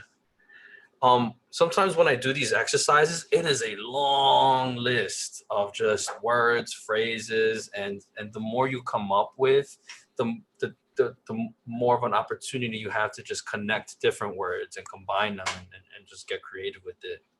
Right. Yeah, I remember seeing that from the video thing that the YouTube video that you recorded for ZAHN. So here's native 97 words. So change maker, change leader, developer, writer, influencer. But I don't want to. I mean, influencer has such a different connotation now with Instagram. Yeah. Activist, Innovator, creator, discoverer, And Die Hard. die hard, revolutionist, doer, go ahead, Pioneer. pioneer. I feel like that's used a lot, and I feel like trailblazers used a lot too. Do-gooder, free thinker, radical, agent of change, enthusiast. Device that changes coins. Abolitionist. They're really Lobbyist. being sarcastic with this change thing. Petitioner, requester, Persuader. persuader, go-getter. Kind of used a lot. Say it again. Go-getter used too much. Crusader. Okay. Extremist. Oh my god. Yes, these are getting a little. These are getting a little bit. Put or do another tab and look up altruist. Even though I know it's strong, you gotta find like something else to have. Benefactor, humanitarian, selfless person, or the selfless. Oh, the self. I was trying to think of a way of saying like, what is a selfless person? Like, Yeah. selfless person. Throw that in there. I think. Yeah. Right. Customers, selfless. Like I feel. You also liked activists. And I felt you used the word selfless somewhere. No. We did. Where was that? Good question. It was towards the bottom. I'm gonna get. Oh, values, selflessness. Oh, we got to come back to this. Okay, Yep. so let's just put like maybe a couple, just like 2 more minutes with customers. Okay. Because if we don't find something, it's okay, but it's good to kind of like throw things in here, and then maybe grab a friend who's good at writing, grab a friend that's good with poetry and language, and be like, hey, what's another word for do-gooders? Look at this list over here. What other words can you come up with? You know, and it's literally like kind of trying to connect that a little bit better. I'm sorry, I just saw Santa Claus. Love him. I love him. Keep going. He is a good person. Yeah, Just Mark. a solid dude. We love just Mark. Solid dude. We actually spent a whole like hour and a half in my poetry class because I minored in English doing this, but it was called like sonic like synonyms, and you'd have to like sound them out like without looking anything up, just like words over and over and over again until you found the right one to write. Oh, look at that. So that's true. I mean, like kind of like to go off of that. Whenever writing anything or like an email subject, right? For example, they say to write down 30 times and then pick one, because towards like the 20th or 27th one is when you were gonna hit the golden one. Now I heard you gasp. Which one were you looking at? Oh no, that was the email subject. I hate writing email subjects. Oh yeah, they're terrible. But write 30 of them, and then you're gonna find a good one. But I did like the word warm-hearted. Warm-hearted person. So you could put the warm-hearted. Yeah, and like I don't I particularly like that a lot too. I don't particularly like bleeding heart, but I've definitely used it a couple times. But the warm-hearted, yeah. The warm-hearted. I like that. Adding something to the word helper could be cool. Like, you know, I feel like that could work somewhere. So look up helper, or you could say the warm-hearted helper, right? But then like say for selfless, you could put like selfless seeker instead of like the selfless. So you're getting on with that alliteration, huh? There you go. Nice. Nice. Yeah. You want to put the seeker down just so don't forget? Seeker? Yeah. Is that what you said? SEEKER. Like you're looking for something. You're looking to be selfless. Looking to be selfless. Oh, I heard it twice. Look at me. Yes. Okay. The alliteration is good for social media, like hashtags. Oh yeah, it's one of those few grammar words that I remembered because I liked it so much. As in the concept, I thought it was fun. Here for helpers, servant, follower, partner. There's something up here that wasn't too bad. Oh, it's supporter, but that's I feel.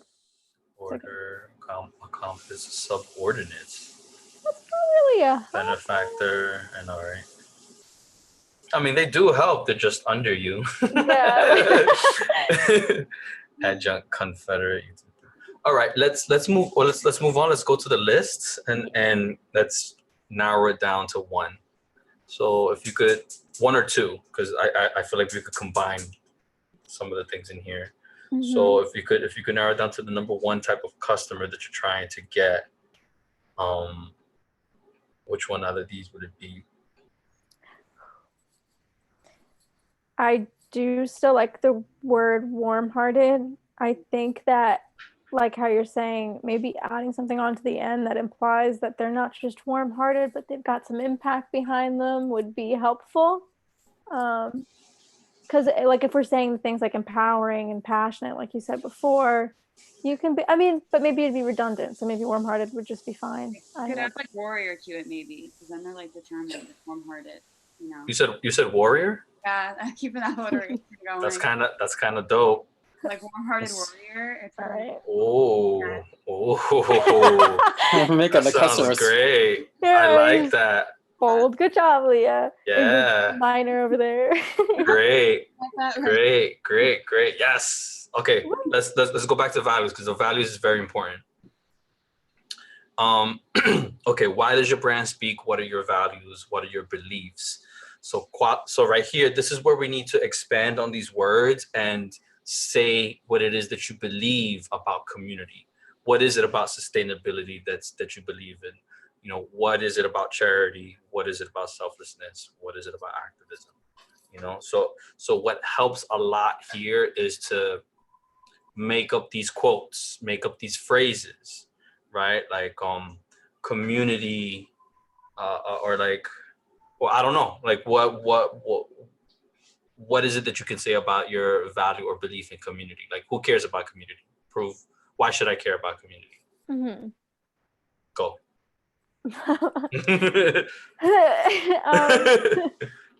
Well, I think community, and I might flub saying this, but it's just like you're more powerful when you're not alone.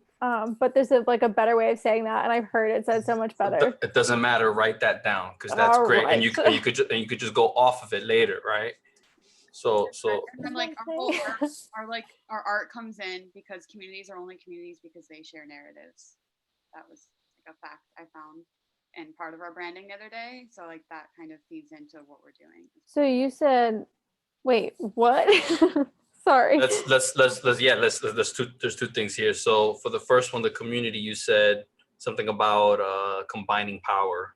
Yeah, like 10 people are more powerful than one, or more people together is, doesn't matter how I read it. Doesn't matter, just throw it down, right? Because the we can make it better later. Mm-hmm. They're more powerful, sure. Then one person being alone. Okay. And then what was it that you were saying, Leia? I was saying like, and communities are communities because of shared narratives, which is where the art part comes in, like the creative campaigns. Shared narratives? Yeah. Elaborate. Like communities are communities based on like a shared heritage and a shared culture, which are shared narratives, which are uplifted through public art. So make this another line, you know, and say something along those lines, right? Because it doesn't need to be in the same thing. What we're looking to do here is just come up with multiple phrases, right? So with this one, the one that Leia is saying is more like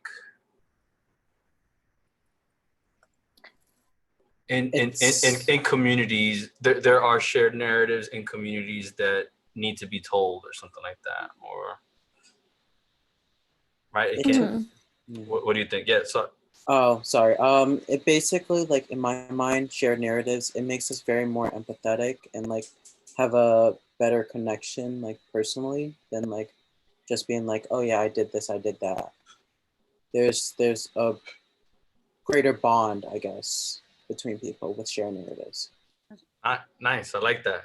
What do you guys think? People are together because of the shared narrative. So like I think those two kind of feed into each other. People bond. So yeah, having shared narratives create deeper bonds. Okay, yeah. You know what I'm saying? Like you want to kind of like just even if it's not a complete sentence, a phrase of some sort that, gives it some depth, a little bit of depth, will go a long way over here in this particular part. Right. Let's talk about sustainability. What is it about sustainability that you believe in? Who cares about sustainability? Well, we want these these organizations to, like, I feel like, last long, because there are some companies that, they just start and they're having a rough start, so then they don't last. Like, they probably last maybe even the smallest, like, a couple of months. Like, they could last a year or just less than that. So we really want them to, like, really be able to stay, sustainable, like, for a long time, like, be able to, like, actually present their work. Nice. I'd like to offer this. We believe that nonprofits should last to achieve their mission. Right. Yeah, exactly. Yes. That's You know what I'm saying? So with all of this, I think if you start with the phrase "we believe," or "I believe," say we believe, and then complete it with the thought about these words, right? So yeah, sustainability. We believe nonprofits should last. I think that's the word you used. Yeah, should last to carry out their mission. Beautiful. So what do you believe about charity?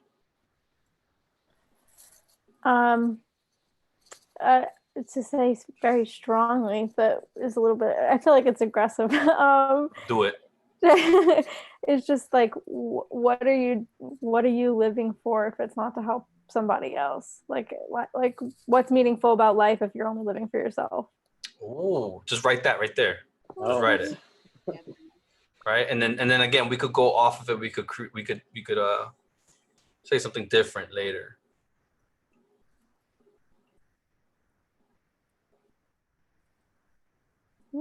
For yourself. Now, this has a little bit of negativity in it, a little bit. Right. It's very little though. So I would try and, like, convert this to something that's feels more optimistic, feels more positive, right? So what is meaning about life if you are only living for yourself? So it's like, we believe in a fulfilled life is one in which you serve others. Exactly, something like that. Like a path to fulfillment. Say it again. Does that kind of, like, connect to selflessness? Like, are these words similar in a way? Right. So again, it's just like, write it down, and then just put it down on paper, and then you could connect things later on. And then I'm emphasizing this because in the next exercise where you do the positioning statements and all that, that's what you're doing. You're taking all these different words and phrases, and especially in the manifesto, you're diving deep into values and your why, and then you're going to pull these in. Right. Cool. Mm-hmm. So, okay, what do you believe in about selflessness? It's like, for me, it's like the same thing. Like, I basically said it for charity. Okay, so maybe write the more positive version of it here. Right. That's, yeah. So, like not the key. That's like, I'm a know-it-all. But that's okay. Like, if you, again, just write it, okay, and then replace the word later. Life is what did we say? Something like, whatever. To fulfill life is. Or a path to fulfillment is serving others instead of yourself. There you go. Awesome. What is it that you believe about activism? You should fight for what you believe in. Yeah. As simple as that. Just write it down. You should fight for what you believe in. Nice. And volunteerism. What do you believe about volunteerism?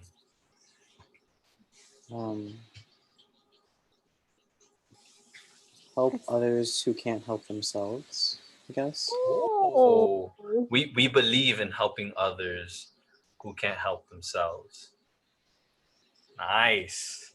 Now check this out. What in order to like come up with more of these, right? I would even like, for example, selflessness.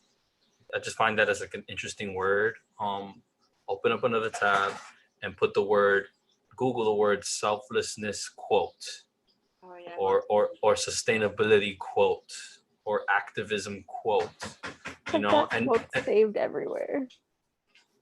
that's I've got a great. lot of them. So pull from that, right? And it's like, yeah, this little quote is in line with the values of Bella Zoia, and just own it. Who cares? Not who cares, but it's gonna help in your branding, Right. in your messaging. Right. Okay, that's if you wanted to get more from this, and you might want to when it comes to the following sections. So how do you feel about these? Which out of all of these, which one do you think is the top one? Is it still community? I feel so, because it kind of like combines all of them in itself. Like, because we're saying that basically being by ourselves, it's not gonna help yourself or others. Like, being together and like acting together as one is better than just being one. Yeah. I think that the way that we touched on why community is important is stronger in, say, like the selflessness one or even volunteerism, but it's because of the community that creates. So maybe like incorporating the phrase that we have there as an explanation of community, but ultimately, like the concept of community is still the strongest value. Sounds good. I like it. How do you guys feel about all of this so far? Good. Great. Awesome. Okay. So it's 5:44. Got about 15 more minutes. Let's go into the statements and see what you guys came up with, and see how we can improve with what we added to your brand attributes. Right. Cool. So internal positioning statement, the Bella Zoia project. Bella or Bella? You say Bella. Bella, yeah. The Bella Zoia project provides innovative content creation to social impact organizations in a charitable environment with an inspiring voice, helping them feel empowered and be engaged with their community. It's pretty solid. I would just say to social impact organizations. Scroll up. What did we say about customers? What was the number one customer? Warm-hearted warrior. There you go. There you go. Right. So provides innovative content creation to warm-hearted warriors in a charitable environment with an inspiring voice, helping them feel empowered and be engaged with their community. That alone, right? I mean, there's so much. Wordsmithing is powerful. Yeah. So elevator pitch, the Bella Zoia project is a digital media marketing agency that allows nonprofits and social impact organizations to grow their community. So yes, again, but I think once we throw in the warm-hearted warriors in here in the mix, I think that just makes it, and it's okay to use the same one, right? Like here, what we're doing is just trying to see what sounds great and how you can use them in their own way. So like the elevator pitch, right? If you were to be in an elevator with somebody and they were asked, oh, what I heard about that Bella Zoia project. What is it? It's like, oh, we're the digital marketing agency that allows warm-hearted warriors and social impact nonprofits to grow their community. And it's like, oh snap! Wow, that sounds Right. It's still impactful, right? And it's okay. There's gonna be overlap. That's actually what I was gonna. Well, sort of what I was gonna ask when you said that, which is like for something like internal positioning or there's one like down here. What is it? The only statement. Oh, like or the manifesto is like you can get more creative with the wordsmithing and say like warm-hearted like warriors, but then for something like the elevator pitch, I was gonna say, okay, but also we have to like say, okay, well, the real customer though, not just this elusive warm-hearted warrior, but like we have to also communicate specifically what that means to us, which is a social impact nonprofit. Beautiful, right? So yeah, Yeah, it combines it. It gives you a little of the sauce, but then it's like, here's the meat too. We want to keep know? it as nonprofits because we work with like for-profit social impact organizations too. So do you Sorry? want to, you know, you're keeping it as Warm Hearted Warriors and social impact nonprofits. We want to keep it as nonprofits, even though we're working with the all-encompassing social impact sphere. Right now, we're, I think, targeting nonprofits because if you're to think of like a social impact organization that's for profit, like it's other people like us doing services like what we're doing, where I mean we can market to them. It's just that I haven't, like, in all the people that we've talked to and been networking with, they're all nonprofits, which is what I've noticed, because originally our hard like line was like all social impact organizations. If you want to do something good, we want to work with you. But then every single one of those organizations that we were talking to either is it's a for profit, and they can finance their marketing for the most part because they're for profit or they're nonprofits. So I think it just kind of like in our customer narrowed down a little bit there through research. Interesting. I also want to say this, that in the beginning of my career, I did not want to work with nonprofits because I realized that they did not have money, that could not pay me, right? But now in my later half of my career, or not even the past year, right? I'm like, I'm working with these nonprofits, and they now see the value of marketing, right? And they're like, yes. Yeah. So if you're able to sell it, and Yes. and thank God with the help of social media, they see how valuable it is now. So that's not to say I mean, the reason why I'm saying all this is because there are nonprofits who are shysty with their bread, but I want to say, let me run that back. There are nonprofits that are very,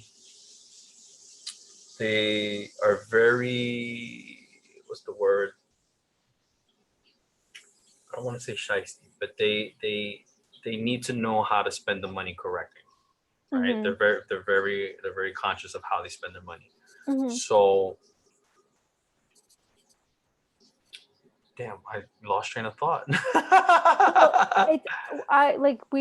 I think we through our research definitely figured out exactly what you're saying, is if you prove that something's going to be valuable to them, they have the money to invest in it, but they will not spend that money if they don't think it's going to be worth their time. Yes. And okay, here's what I'm also thinking. Nonprofits, if they're also maybe a little bit maybe older or just been around more, they do have the bread, the money. They host fundraisers, and they have it. It's just about understanding, the value that you can provide, selling a property. And they want to like you too. Like they're usually about community. So yeah. You have to be not only like selling them something that they want, but you have to be someone that they generally have an interest in spending time with. Yeah. Awesome. Let's scroll back up, because if we did want to get a little bit more creative, right, and not use Warm-Hearted Warriors, I felt like there was other customers that we found. And then, so sometimes it's about just using something else just to see how it sounds. In another statement, like Earth Shakers, All Selfless Seeker, and then even the do-gooder, you could throw that in there. The ambitious do-gooder, or the ambitious Selfless Seeker, or the ambitious Earth Shaker, or the, I don't know, right? It's just like kind of just mixing things up. The see what sounds good. humanitarian Earth Shaker. The humanitarian Earth Shaker. It's so funny. So where are we at? Yeah, only statement. The Bella Zoia project is the only professionally run digital media marketing company, I would say, or agency that creates a community of skill-based volunteers for nonprofits in New York looking for impactful digital media campaigns so they can make meaningful change. Looking for a community of skill-based volunteers. Can you show me where you got that? That creates a... I think this was like, I didn't remember what this blank was supposed to be. And when I was reworking it later, I was like, so what are we the only of? And I just put that there, but I don't remember what this was specifically. I want to say that creates a... I want to say want to say this is the impact. So then, so scroll back up. Impact. Community growth and development. Community growth development, identify values, meaningful engagement, captivating content, increased awareness, broaden appeal. Actually, I also have the workbook open. Let me just double check on that. We're in the only. That creates what impact do you create for your customer? It's community and growth then and development. product service. So looking for that creates I'm sorry, what was it? Community growth and development. Yeah, go ahead, and I would say that makes a little bit more sense. Bella Zoia Project is the only professionally run digital media marketing company that creates community growth and development for nonprofits. Ooh, in New York, looking for impactful digital media campaigns. Right here, because we're using digital media twice, I would change this. I know this part right here, we're trying to say from the workbook, it's the product, service, or the X factor. Okay, So what was your X factor? Yeah. X factor, already established integrated network for schools, organizations, production companies. Okay, so you could say something along the lines of looking for a vast network of creativity. Oh, cool. Wow, fine. or something like that, you know? I like that. Just looking for a vast network. Yeah, wow, yeah, that actually worked. yeah. so they can make meaningful change. And that last part is supposed to be the impact. And is it impact? My fault. Oh yeah, another impact. So I mean, make meaningful change, I think, is good. Okay. Meaningful engagement, captivating content, long-lasting relationships. Okay. Let me see. Let's go back. I know there's a lot of back and forth, but it's okay. That's why I do this on a whiteboard typically. But yeah. All right. Bella Zoia Project is the only professionally run digital marketing media company that creates community growth and development for nonprofits in New York, looking for a vast network of creativity so they can make meaningful change. Sounds dope. What do you guys think? Would agree. Decent. Mission statement, the most important one. Bella Zoia Project is dedicated to providing digital media marketing to nonprofit organizations through a network of skill. Okay, through a vast network of creativity, so that they can grow and sustain their community. Nice. I would make 2 nonprofit organizations. I would probably put to social impact nonprofits. Okay. Sounds a little bit more. Hey, got that oomph. Yeah, because I guess you could have a not social impact nonprofit for sure. You could have the Association of Knitting, and they're just nonprofit. Oh, wait. Right. Okay, did write the whole thing. So that they can grow and sustain their community. Was that one of their? Yeah, I mean that sounds pretty good. If you wanted to change that, you could say so that they can make meaningful change, but you gotta grow their community. Let me see, what was the first one? The first statement. Innovative content creation. Warm-hearted warriors. Oh, I love that. Helping them feel empowered and being engaged with the community. Sounds pretty solid to me. What do you guys think? I really like it. Yeah. Okay. Yeah. I actually the only warriors. I like warm-hearted warriors. So a question, as like you've seen this sorts of things regularly, is there some kind of loss in saying digital media marketing versus innovative content creation? Like, is it just about who you're talking to? So because digital media marketing is very specific, like that's what we do and that's important to communicate. And it implies anything that falls under the umbrella of marketing, whereas innovative content creation is a little bit more exclusive, but it sounds nicer in a way. So Yeah. What was your question? Just which one to use? Is it, yeah, like, is it just about where you're using it, or is there like a significant loss in one or the other? Honestly, it's really what can communicate the best to your ideal customer, right? And your ideal customer is these social impact nonprofits.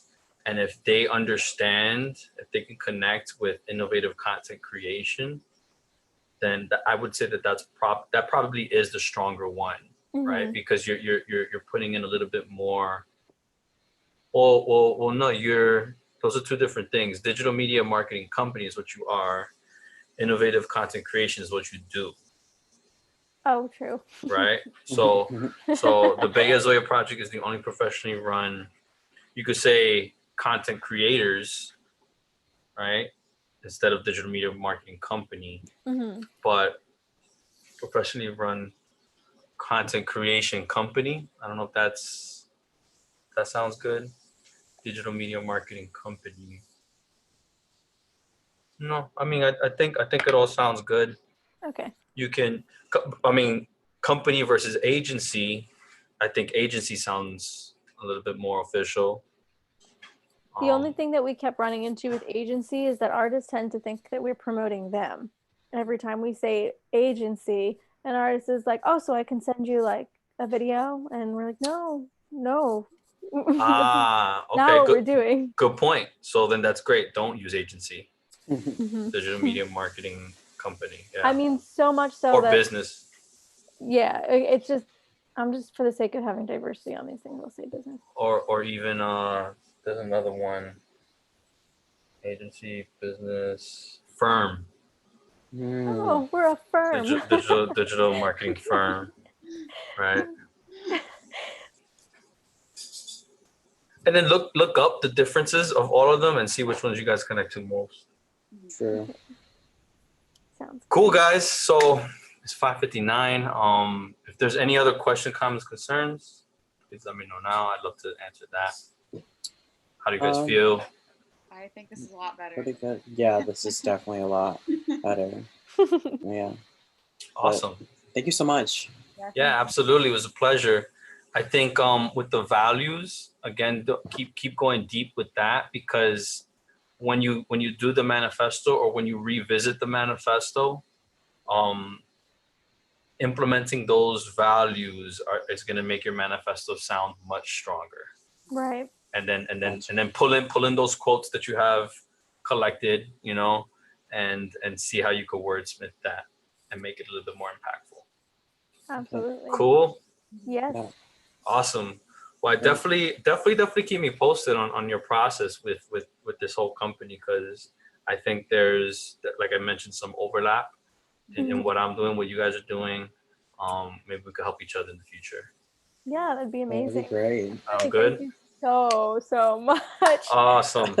I'm glad you guys found it valuable. You guys know where to find me. Until next time, stay safe, wash your hands. You And too. I hope all of you come out of this strong. You too. Thank you. Thank you. All right, guys. Bye-bye. Bye. Awesome. So there you have it. Whoever's watching out there, 2 back-to-back brand consultations. One of them dealing more with, like this past one, dealing more with the brand attributes and the mission statements, the only statements, the elevator pitch.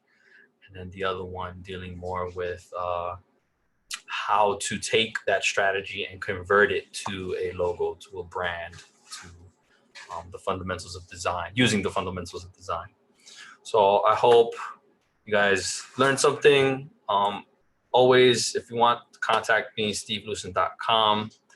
If you're ready to take your brand to the next level and want to have a consultation and see if you can,